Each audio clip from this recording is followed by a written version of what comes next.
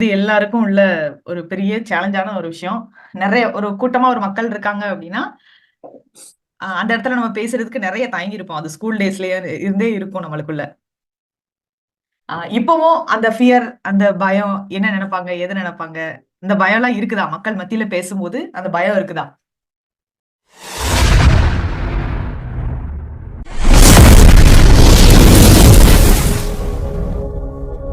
Actually எனக்கு நிறைய வந்து நிறைய மீட்டிங் நான் இது பண்ணியிருக்கேன். மீட்டிங்ல வந்து பேக் போனா இருந்து நான் செயல்பட்டிருக்கேன். ஆனா நான் மைக்ல வந்து பேசுறது இல்லை. ஏன்னா அந்த மீட்டிங் நடக்கிறதுக்கு நான் ஒரு முக்கிய காரணமா இருந்திருக்கேன்.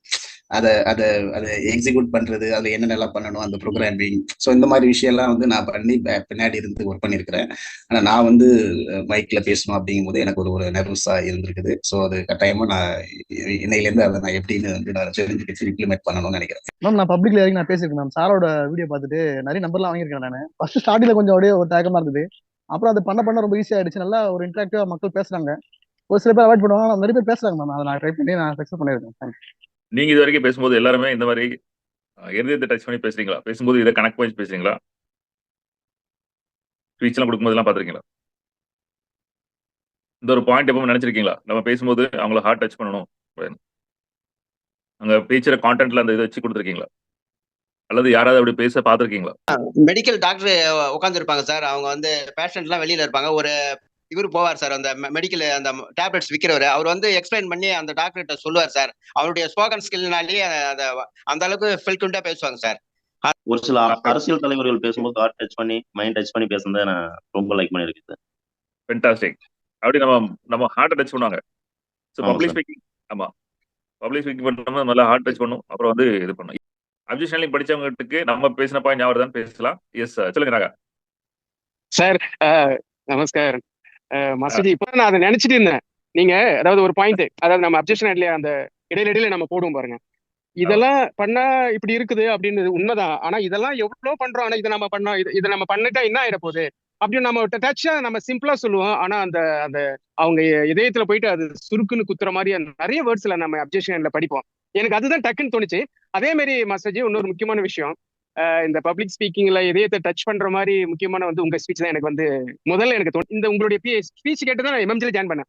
என்னுடைய அப்ளைன்சஸ் உங்களுடைய இதை போட்டு காட்டுவாரு. இவர் நான் கேட்டேன், இவர் யார் இவரு இந்த மாதிரி பேசுறாரு, என்னமோ காய்கறி விற்கிற மாதிரி பேசுறாரு, ஆனா எவ்வளவு ஜெனியூனா பேசுறாரு, என்னமே பேசுறாரு அப்படின்ற மாதிரி.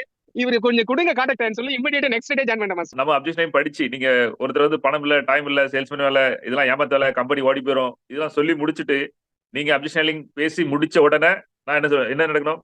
கன்னடை கலந்துட்டு கண்ணெல்லாம் கசங்கி நான் ஜாயின் பண்ணுப்பா, நான் ஜாயின் பண்றேன், நான் பண்றேன் அப்படின்னு சொல்லணும். ஞாபகம் இருக்கா? நம்மளோட அப்ஜெக்ஷன்ல நிறைய தடவை இந்த நிகழ்ச்சி நடந்திருக்கு. கண் கலங்கி எல்லாரும் மனசால எனக்கு ரொம்ப நான் எமோஷனல் ஆயிட்டேன் சார் அப்படின்னு சொல்லிட்டு ஜாயின் பண்ணோம். ஞாபகம் இருக்கா? ஸோ அப்ஜெக்ஷன் ஹேண்ட்லிங் கூட நம்ம வந்து க்ளோஸ் பண்ணா, அப்ஜெக்ஷன் ஹேண்ட்லிங்கும் நம்ம டீமை ப்ராஸ்பெக்ட் நம்ம கூட சேர்க்க வைக்கிறாலும் சரி, கண் கலங்கணும். கண் கலங்கி தான் அவங்க நம்ம கூட ஜாயின் பண்ணும். சரியா? வெயிட் லாஸ், கண் கலங்கி நம்ம கூட ஜாயின் பண்ணும். ப்ராடக்ட், நெட்வொர்க் மார்க்கெட்டிங், எதுனாலும் அவங்களோட பேசி முடிஞ்சா கண் கலங்கணும். செஷன் நீங்க ஸ்பீச் கொடுக்கீங்க, போனவன்னு எல்லாரும் கண் கலங்கணும். அப்படி மேபி அது எமோஷனலா இருக்கலாம், ஏதாவது இருக்கலாம். பட் எமோஷனலா அவங்கள வந்து ஃபர்ஸ்ட் டச் பண்ணணும். நீங்க எவ்வளவு அறிவுபூர்வமான விஷயம் பேசுனீங்க அப்படிங்கிறது அப்புறம் உள்ள விஷயம் இல்லையா? ரஜினிகாந்த் படம் வந்து ஹிட் ஆச்சுன்னா அங்க எங்கேயாவது நீங்க வந்து லாஜிக்கா பாத்தீங்கன்னா மூட்டை தூக்கி போட்டு 50 பேர் விழுவாங்க. அப்படிலாம் படம் ஆரம்பிச்சு தான் அங்க வரைக்கும் வந்துச்சு. ஆனா மக்களுக்கு வந்து ஒரு கனெக்ட் ஆச்சு. நீங்க வந்து கனெக்ட் பண்ணதுக்கு அப்புறம் எமோஷனல் ஆனதுக்கு அப்புறம் தான் அது கூட வரும். கிரேட். பப்ளிக் ஸ்பீக்கிங்ல எமோஷன் நம்ம ஸ்பீச்ல எப்படி கொண்டு வரலாம்? நறுக்குன்னு யாராவது சொல்ல முடியுமா? ஒரே ஒரு பாயிண்ட். பப்ளிக் ஸ்பீக்கிங்ல மக்கள்கிட்ட நம்ம பேசும்போது சார் அவங்களோட பெயின் பாயிண்ட் என்னன்னு பார்த்துட்டு அதை பத்தி நம்ம வந்து மோட்டிவேட்டடாவோ இல்ல ரியல் ஃபேக்ட பத்தி சொல்லலாம். ஓகே, இந்த மாதிரி சொல்லலாம்னு சொல்றாங்க. வேற சொல்லலாம். வாய்ஸ் டோன் சொல்லலாம். ஓகே, இன்னைக்கு இந்த ஒரு விஷயம் எடுத்துட்டு போனாலே போதும். பப்ளிக் ஸ்பீக்கிங் சொல்றேன். பப்ளிக் ஸ்பீக்கிங்ல நம்ம எல்லார்ட்ட பேசும்போதும் வைக்கும்போதும் அந்த நம்ம ஸ்பீச்ல வந்து பயங்கரமான ஒரு எமோஷன் கொண்டு வரணும்னா என்ன செய்யணும்? அந்த கவலை, அந்த வருத்தம், அந்த வலி நம்மளுக்குள்ள இருக்கணும். அந்த வலி இல்லாம நீங்க கம்யூனிகேட் பண்ண முடியாது. நிறைய பேர் நோட்ஸ் எல்லாம் எழுதி கொண்டு, பேப்பர்லாம் எழுதி கொண்டு, பாயிண்ட்ஸ் எழுதி பேசுவாங்க. பாயிண்ட்ஸ் எழுதிலாம் பேசிலாம் நீங்க பெரிய எமோஷன்லாம் கொண்டு வர முடியாது. அந்த வலி உண்மையில இருக்கணும். நம்ம கூட இருக்கவங்களுக்கு என்ன பிரச்சனை, அந்த வலி நமக்கு இருக்கணும். அந்த வலி இருக்கும்போது நம்ம அதை பேசும்போது வரும், அந்த சிந்தனைகள் அந்த மாதிரி வரும், சொல்லணும் அந்த மாதிரி வரும். இப்ப நம்ம நான் எங்க பண்ணிட்டு தான் என் ஸ்டேட்டஸ் அப்படியே பார்த்து நான் ஸ்டேட்டஸ் வச்சிருவேன். நான் யோசிக்க மாட்டேன். என் வழி என்ன, இது யாருக்காவது தெரிஞ்சிடாதா? யாராவது படிச்சிட மாட்டீங்களா? முன்னாடி சொல்லலாம், வாழ்க்கையில முடியணுமா அந்த 5 விஷயத்தை ஃபாலோ பண்ணுங்க. எது உங்க சீக்கிரட்டை யார்ட்டையும் சொல்லிடாதீங்க.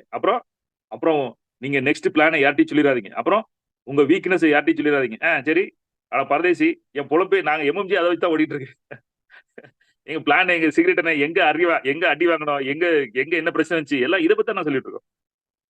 ஒவ்வொருத்தரும் எதையாவது சொல்லுவாங்க, அப்படி இல்ல. நம்மளோட ரியல் எமோஷன், நம்மளுக்கு நடந்த விஷயங்கள், இன்னைக்கு 20 வருஷம் முன்னாடி 10 வருஷம் முன்னாடி என்னெல்லாம் கஷ்டப்பட்டோம், எது நடக்கல, எது பண்ணல, எந்த பொல மாதிரி முடிச்சு வைக்கிது, எந்த தானே பண்ண, எதனால நல்ல இல்ல, நீங்க அப்படி பண்ணிடாதீங்க, இப்படி செய்யலாம், இப்படிலாம் பண்ணலாம்.